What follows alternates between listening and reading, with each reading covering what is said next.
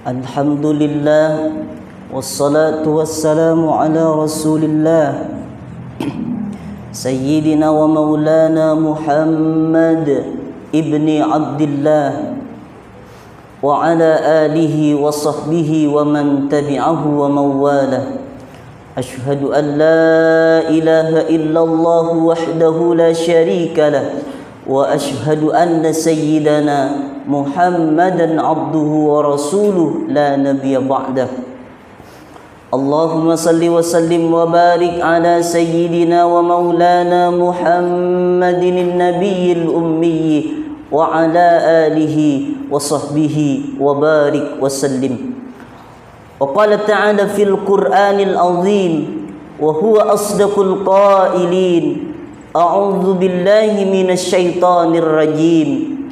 Ya ayyuhalladzina amanu taqullaha haqqa tuqatih wa la tamutunna illa wa antum muslimun.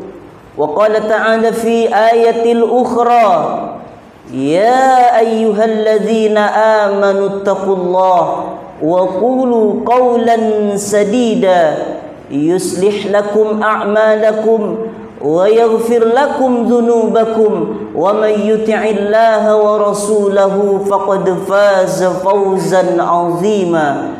Ibadallah, usikum wa nafsi bitaqwallah wa ta'atihi faqad fazal muttaqun. Hadirin jamaah salat Jumat yang dimuliakan oleh Allah Subhanahu wa taala.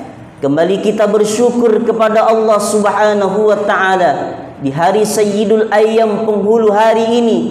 Kita dengan cepat merespon iman, merespon panggilan azan. Kita melaksanakan perintah Allah salat Jumat berjamaah. Ini adalah nikmat besar dari Allah yang tidak bisa ditukar dengan harta, tidak bisa dibeli dengan pangkat dan jabatan. Senantiasa kita meningkatkan kualitas iman takwa kita kepada Allah Subhanahu wa taala. Takwa dalam arti menjalankan semua perintah-perintah Allah dan menjauhkan diri kita dari apa-apa yang dilarang oleh Allah Subhanahu wa taala.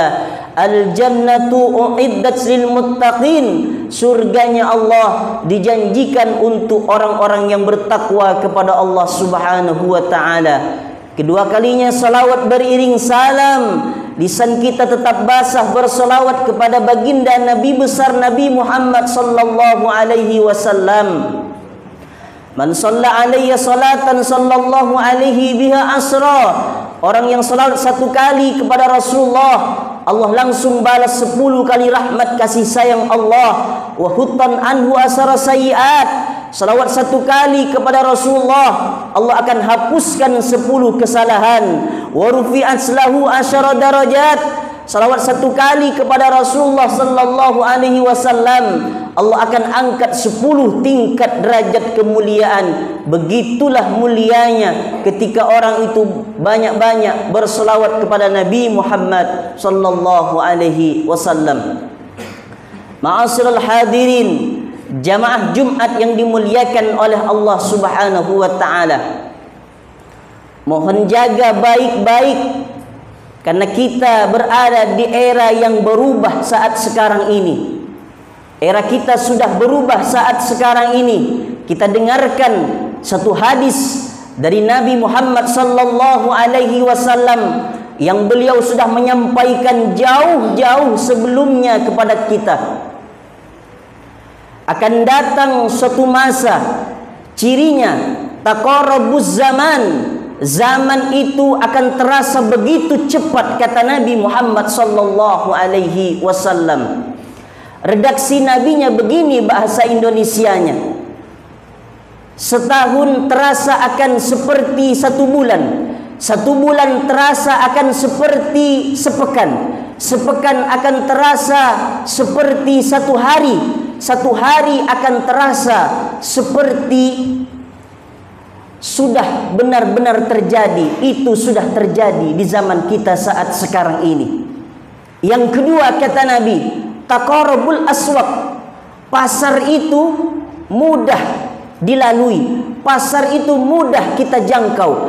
Kalau dulu orang itu beramai-ramai menggunakan angkot untuk pergi ke pasar. Dulu orang itu beramai-ramai menggunakan ojek untuk pergi ke pasar. Tapi saat sekarang ini mudah dijangkau sekali pasar itu. Tinggal klik di handphone, apa yang kita pesan sudah sampai. Apakah itu sudah terjadi kepada kita saat sekarang ini? Sudah terjadi kepada kita saat sekarang ini.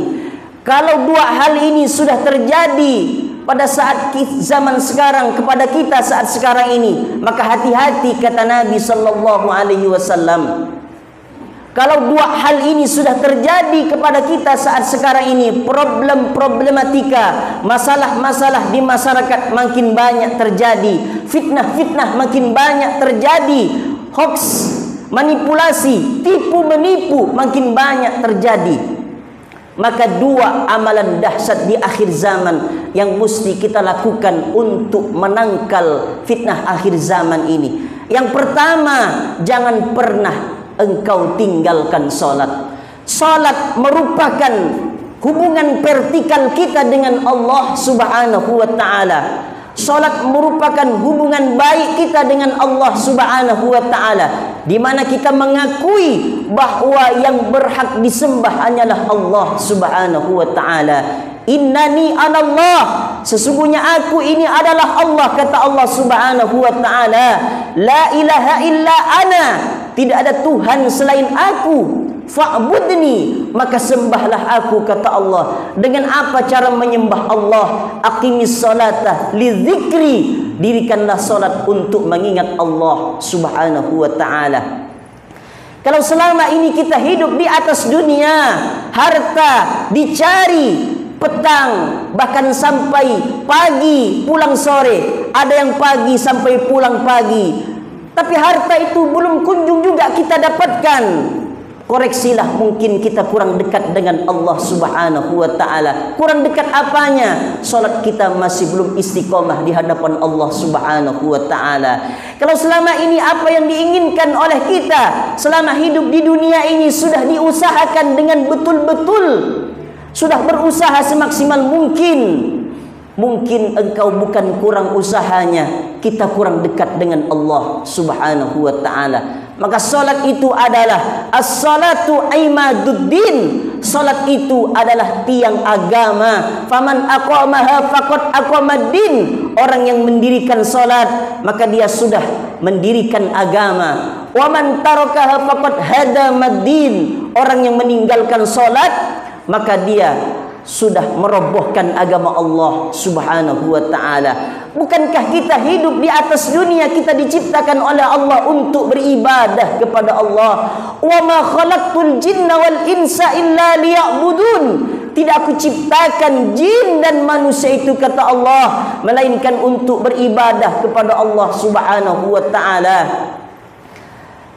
Apalah arti kita hidup di atas dunia? Dititipkan umur oleh Allah, dititipkan napas, hembusan napas dari Allah, darah yang mengalir dalam badan kita dari Allah Subhanahu wa taala. 60 tahun, 63 tahun, 70 tahun kita hidup di atas dunia, tapi kita tidak mendirikan salat, maka sungguh kita menjadi manusia yang celaka di hadapan Allah Subhanahu wa taala. Nol prestasi kita di hadapan Allah kalau kita tidak jaga salat kita baik-baik di hadapan Allah Subhanahu wa taala. Jangan sampai kita gara-gara mencari harta, gara-gara dunia, mencari nikmat yang sesaat, mencari nafkah untuk anak dan istri, mencari kenikmatan dunia, mencari makan yang enak, lupa untuk mati enak. Mendirikan salat bagian kita menghambakan diri kita kepada Allah Subhanahu wa taala. Menyesal di hadapan Allah akan sia-sia nanti. Laula akhartani ila ajalin qarib. Ya Allah, berikan saya masa sebentar saja, bukan masa 2 tahun, bukan masa 3 tahun, bukan masa 5 tahun, sebentar saja ya Allah. fa as-saddaqa, aku ingin bersedekah, wa akum minas salihin, aku ingin beramal soleh, aku ingin salat, aku ingin salat Jumat berjamaah, aku ingin mendengarkan khutbah Jumat, aku ingin ikut kajian, aku ingin puasa Ramadan, aku ingin berkurban, aku ingin membaca Al-Quran. Tapi semuanya itu sudah tak bermakna lagi di hadapan Allah Subhanahu wa ta'ala. Semua itu akan menjadi penyesalan manusia yang tidak mau taat kepada Allah Subhanahu wa ta'ala. Manusia yang meninggalkan salat, maka dia diancam akan memasuki neraka Saqar. Ma salakakum fi Saqar? Apa yang menyebabkan engkau masuk neraka Saqar? Qalu lam naku minal musallin. Mereka itu menjawab, saya dulu di atas dunia tidak termasuk orang yang mendirikan salat. Maka hal yang pertama untuk kita lakukan di atas dunia ini, di akhir zaman, menghadapi fitnah-fitnah akhir zaman ini, kata Nabi, jangan pernah kita tinggalkan salat. Dirikanlah salat untuk beribadah kepada Allah Subhanahu wa ta'ala, supaya kita merasa nyaman hidup di atas dunia yang sudah dititipkan usia oleh Allah Subhanahu wa ta'ala. Yang kedua, memperbanyak kita berzikir untuk kita wafat menghadap Allah Subhanahu wa ta'ala. Zikrullah artinya ingat kepada Allah. Seseorang itu, hamba kalau sudah ingat kepada Allah, berzikir dia kepada Allah, akan ditenangkan hatinya oleh Allah Subhanahu wa ta'ala. Huwallazi anzala as-sakinata fi qulubil mu'minin. Dialah Allah yang menghadirkan ketenangan dalam hati orang yang beriman. Tenang bukan pada harta, tenang bukan pada uang yang banyak, tenang bukan pada kendaraan yang mewah, tenang ketika kita ingat Allah Subhanahu wa ta'ala. Saat kita ingat kepada Allah Subhanahu wa ta'ala, ala bizikrillahi tatmainnul qulub. Ingatlah bahwa dengan mengingat Allah, hati kita akan menjadi tenang, hati kita akan menjadi lapang, karena kita zikrullah, mengingat Allah Subhanahu wa ta'ala. Banyak sekali zikir-zikir yang sudah dicontohkan oleh Nabi Muhammad sallallahu alaihi wasallam. Sesudah salat kita berzikir subhanallah 33, alhamdulillah 33, Allahu akbar 33, kemudian ditambah dengan Allahu akbar kabira walhamdulillahi katsira wa subhanallahi bukratan wa asila, la ilaha illallah wahdahu la syarikalah, lahul mulku wa lahul hamdu wa huwa ala kulli syai'in qadir. Kata Nabi Muhammad sallallahu alaihi wasallam, ghufirat dzunubuhu wa in kanat misla zabatil bahri. Diampunkan dosanya walaupun dosanya sebanyak buih lautan, diampunkan dosanya oleh Allah Subhanahu wa ta'ala. Zikir subhanallah wa bihamdihi subhanallahil azim. Kalimatani, dua kalimat, khafifatani ala lisan, ringan diucapkan di lidah, sakilatani fil mizan, tapi berat nanti di timbangan yaumil mizan. Apa dia? Subhanallah wa bihamdihi subhanallahil azim. Ya ayyuhalladzina amanu dzkurullaha dzikran katsira. Hei orang-orang yang beriman kepada Allah, berzikirlah kepadaku, kata Allah. Ingatlah aku, kata Allah, dengan ingat yang sebanyak-banyaknya. Makin banyak kita mengingat Allah Subhanahu wa ta'ala, makin tenang hidup kita.